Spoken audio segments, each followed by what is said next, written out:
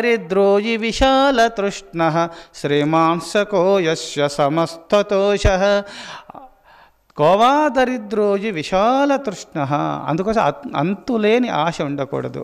ఆశ గురించి మీకు ఒక కథ చెప్తాను. పూర్వకాలంలో ఒక రైతుల వారు పొలము చెరుకు తోట బాగా వేసినాడు. ఒక 4 ఎకరాల పొలం ఉంది, నిండుగా చెరుకు తోట వేసినాడు. బాగా పండు పారింది. ఆ చెరుకు గడలు ఇంకా కొయ్యాలనుకున్నారు. పండు మాగి ఉంది కావున అప్పుడు దేవదానుల యుద్ధం జరిగింది. అసురులను ఓడించినారు దేవతా సమూహం అంతా. ఏనుగు తన తొండం ద్వారా లాగి ఒక్కొక్కరిని అసురులను ఎంతోమంది శత్రులను నాశనం చేసింది ఐరావతం. ఈ ముల్లోకాలను పాలిస్తున్నటువంటి ఆ ఇంద్రుని పట్టపు ఏనుగు కావున మరి తనకు ఏమీ ముల్లోకాలకు ఇంకా అంతు లేదు. ఎక్కడైనా స్వేచ్ఛా విహారం ఉంటుంది. ఆ ఇంద్రుని యొక్క పట్టపు ఏనుగనగా తను ఎక్కి తిరుగుతాడు కావున అందుకోసమే ఆ దేవదానవుల యుద్ధంలో విజయాలు పొందినారు కావున దేవతలు అసురులను ఓడించినారు కావున అందరూ ఆ ఇంద్రలోకంలో ఉత్సవాలు చేసుకుంటున్నారు దేవతా సమూహం అంతా. ఆ ఏనుగు నేను కూడా నాకు పండుగ కావాలంటే ఏనుగు చెరుకు గడలంటే చాలా ఇష్టం. అది కూడా నేను కడుపు నిండా తినాలనుకొని ఒకసారి దివ్య దృష్టి అంతా చూసేసింది. ముల్లోకాలు ఎక్కడ చెరుకు తోట ఉన్నదా అని చూసేసరికల్లా భూలోకంలో ఒక రైతు 4 ఎకరాల పొలం వేసినాడు. అది పండు మాగి ఉన్నది. దానికి అంతులేని ఆనందం కలిగింది. దానికి నేరుగా భూలోకానికి వచ్చేసింది. రాత్రి వేళలో పౌర్ణమి రోజున నేరుగా వచ్చేసింది. భూలోకంలో కడుపు నిండుగా తినింది, వెళ్ళిపోయింది. ఈ రైతు మరో రోజు వచ్చి చూసినాడు. పొలం చుట్టూ తిరిగినాడు. ఎక్కడికి వెళ్ళి వచ్చిందా ఏనుగు? పొలంలో ఏనుగు అడుగులు ఉన్నాయి. బయట నుంచి ఎక్కడికి వెళ్ళి వచ్చినట్టు లేదు కదా, ఏంది ఈ వింత అని చెప్పి ఎక్కడ చూసినా బయట నుంచి చుట్టూ నుంచి రావాలంటే ఇంకా వేరే పొలం నుంచి రావాలి కదా, భూమిపైన అడుగులు ఉంటాయి కదా, ఇది వింతగా ఉందని చెప్పి కాపలగా ఉన్నాడు. మరో రోజు ఏనుగు ఆకాశంలో నుంచి, ఎందుకంటే క్షీరసాగర మథించినప్పుడు క్షీరసాగర సముద్రంలో నుంచి అవతరించినటువంటిది ఐరావతము ఏనుగు. క్షీరసాగరము దేవాసురులు మథించగా పుట్టినటువంటిది ఏనుగు అన్నమాట. తెల్లటి ఏనుగు ఆకాశంలోంచి నేరుగా ఆ భూమండలం వైపు, భూలోకం వైపు వస్తూ ఉన్నది. నేరుగా వచ్చి ఆ చెరుకు తోటలో దిగింది. అంతా బాగా కడుపు నిండా మేసింది. అప్పుడు అనుకున్నాడు, ఈ తోట యజమాని అనుకున్నాడు, ఇది ఎక్కడి నుంచి వచ్చింది, దీని అంతు తెలుసుకోవాలా అని చెప్పి, ఇది దేవతా ఏనుగు కావున ఇది కొట్టదు. ఎందుకంటే దేవతలు ఎవరైనా ఇంత ఆహారం తీసుకుంటే యజ్ఞముల ద్వారా హవిస్సులు మనం అర్పిస్తే వాళ్ళకు తిరుగు మనకి ఏది కోరుకుంటామో అది ప్రసాదిస్తారు. దేవతల యొక్క నియమం అది. అందుకోసం ఇది దేవతాపు ఏనుగు కావున దేవతలు ఇంద్రాది దేవతలు దీనిపైన ఎక్కి విహరిస్తున్నారు కావున దేవతా స్వరూపమైనటువంటిది ఏనుగు కావున నన్ను బాధ పెట్టదని చెప్పి తెలుసుకొని అది పైకి పోతున్న టక్కున దాన్ని తోక పట్టుకున్నాడు. ఈ పాపము తోకతో విదిలిస్తే ఇట్లా జాడిస్తే కింద పడిపోతాడు. ఎందుకంటే నేను ఈ యజమాని తోటను మొత్తం తిన్నాను కావున ఆ స్వర్గమునైనా సరే దర్శనం చేయించుదామని చెప్పి నేరుగా తోట ఇటు కదిలించలేదు తోకను. ఆ తోక ఇలా అలా కదిలించలేదు కాబట్టి నేరుగా తోక పట్టుకున్న నేరుగా స్వర్గానికి వెళ్ళిపోయినాడు. ఇప్పుడు ఈ కొండలు ఎట్లున్నాయి, అన్ని రాళ్ళు ఉన్నట్టుగా చిన్నవి పెద్ద నానా విధాలుగా ఎలా రాళ్ళు ఉంటాయో కొండలు పర్వతాలు ఇంద్రలోకంలో అన్ని బంగారుమయమైనటువంటిది. రాళ్ళన్ని పర్వతాలు అన్ని స్వర్ణమయం అన్నమాట. అక్కడికి పోయినాడు, అక్కడ దిగినాడు. అక్కడ చూస్తే అన్ని బంగారంతో కూడిన అన్ని రాళ్ళు. ఆ అన్ని రాళ్ళన్నీ టువాల పరిచినాడు. అన్ని రాళ్ళు ఏరుకున్నాడు, మూట కట్టుకున్నాడు. అది ఎప్పుడు వస్తుందా భూలోకానికి అని చూస్తున్నాడు. అది మరో రోజు అర్ధరాత్రి వేళ వస్తుంటే దానిపైన పట్టుకున్నాడు. చిన్నగా తోక పట్టుకున్నాడు, అన్ని వేసుకుని నేరుగా భూలోకానికి వచ్చినాడు అన్నమాట.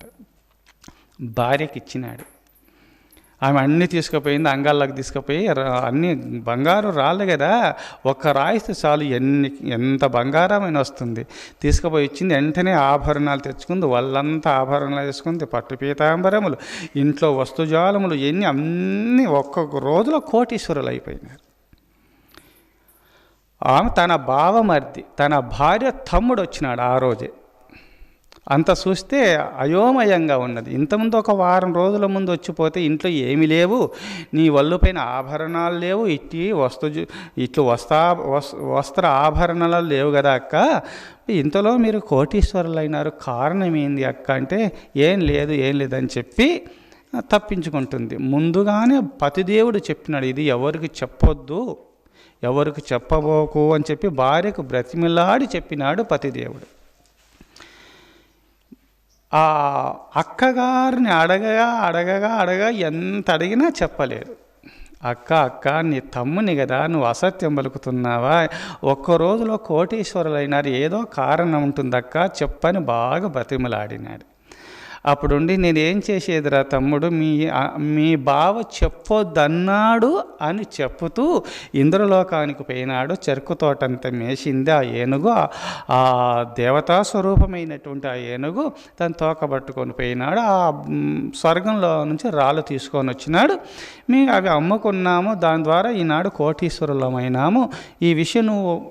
ఈ విషయం చెప్పొద్దనని మీ బావగారు చెప్పొద్దని నాకు చెప్పినాడు, నువ్వు మాటి అడుగుతున్నావు అని నేను చెప్పినాను అని చెప్పేసింది తన అక్కగారు చెప్పినారు తమ్మునికి. ఈ విషయం వెంటనే నేను కూడా ఈ రాత్రికి బావగారు పోతాడు, నేను పోతా అని చెప్పినాడు. ఇంటికి పోయినాడు, భార్య కాళ్ళకి అందరికి చెప్పేసినాడు. వాళ్ళ భార్య వాళ్ళ తమ్మునికి చెప్పింది.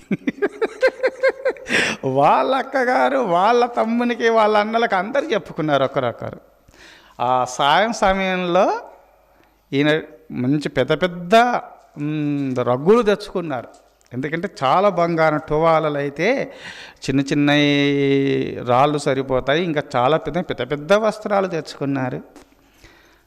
అక్కడ దూరం కాసుకుంటూ ఉన్నారు, దాక్కొని ఉన్నారు. ఈ తోట యజమాని దగ్గరికి పైనుంచి వచ్చేసింది ఏనుగు. ఆ చెరుకు గడలన్నీ మేసింది. పైకి పోతుండగానే అకస్మాత్తుగా దాన్ని తోక పట్టుకున్నాడు. అది పోతుండగానే అక్కడ దాక్కొని ఉన్నారు కావున అలా బావమరిది వచ్చి ఆయన కాలు పట్టుకున్నాడు. వాళ్ళ బావమరిది వచ్చి ఆయన కాలు పట్టుకున్నాడు. ఇంకో బావమరిది వచ్చి వాళ్ళ కాలు పట్టుకున్నారు. ఒకరొకరు కాలు పట్టుకున్నారు. దేవతా ఏనుగు కావున, దివ్యమైన శక్తులు కలిగినటువంటిది ఆ ఏనుగు కావున నేరుగా అందరినీ తీసుకొని పోతుంది. ఇంకా కొంత దూరం అయితే స్వర్గంలోకి వెళ్ళిపోతారు. ఆనంద పారవశ్యంలో ఈ భావమర్ది తట్టుకోలేక ఆ స్వర్గం కూడా స్వర్ణమయమైనటువంటిది. అందుకోసమే ఇంకా కొంచెం దూరమైతే స్వర్గంలోకి పోతుందామనగానే ఆ ఓపిక లేక బావగారు తన బావని అడిగినాడు.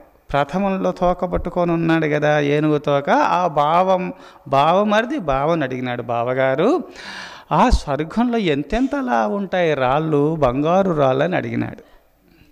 బావమరిది ఇంతింతలా ఉంటాయని ఆ పారవశ్యంలో తోక వదిలిపోయినాడు. ఆనంద పారవశ్యంలో తోక వదిలి ఎంతెంతలా ఉంటాయని అడిగినాడు కదా, ఇంతింతలా ఉంటావో అని చెప్పేసినాడు తోక వదిలి. అప్పుడు తోక వదిలినాడు కావున ఒక రోజులతో అందరూ పడిపోవలసిందే కదా, గొలుసు మాదిరిగా ఆకాశ మార్గంలో ఉన్నారు కావున తాను తోక వదిలినందువల్ల అందరూ కిందికి వచ్చి పడిపోయినారు, కాలు చేతులు ఎరిగినాయి, దుఃఖసాగరంలో మునిగిపోయినారు. దురాశ దుఃఖమునకు చేటు, ఉన్నదాంతో తృప్తి పడాలా, లేనిది ఆశించకూడదు. ఆయన 1 రోజు 2 రోజులు పోయినాడు, సరిపోదా ఇంకా కావాలా అని పోయినందువల్ల ఆయన కూడా కాలు చేతులు ఎరిగినాయి. అందుకోసమే దేవుడిచ్చిన దాంతో తృప్తి పడండి, ఇంకా అతి ఆశ పోయినారనుకో మీకు దుఃఖం ఏర్పడుతుంది. అందుకోసము కోవా దరిద్రోజి విశాల తృష్ణ, దరిద్రులు ఎవరు అంటే అంతులేని ఆశ కలిగినటువంటి వారు దరిద్రులు. వాళ్ళు శ్రీమాంశకో యస్య సమస్తతోష. గురుదేవ, దరిద్రులు ఎవరంటే ఉన్నదానితో తృప్తి పడకుండా అంతులేని ఆశలో మునిగి లేనిది ఎప్పుడు చింతిస్తూ కూడుతుంటారు చూడు. కర్తవ్య కర్మలు చేయకుండా ఆశలో మునిగి వాళ్ళు దరిద్రులు. మరి శ్రీమంతులు భాగ్యవంతులు అనగా ఎవరు గురుదేవా అని ప్రశ్నించినాడు శిష్యుడు. శ్రీమాంసకో యస్య సమస్తతోష. శ్రీమంతులు భాగ్యవంతులు ఎవరు గురుదేవంటే ఉన్నదాంతో తృప్తి పడుతూ లేంది ఆశించకుండా ఆ సర్వేశ్వరుని ధ్యానంలో నిమగ్నులై ఉన్నదాంతో తృప్తి పడుతూ కర్తవ్య కర్మలు చేసిన పుణ్యపురుషులంతా భాగ్యవంతులే వాళ్ళు.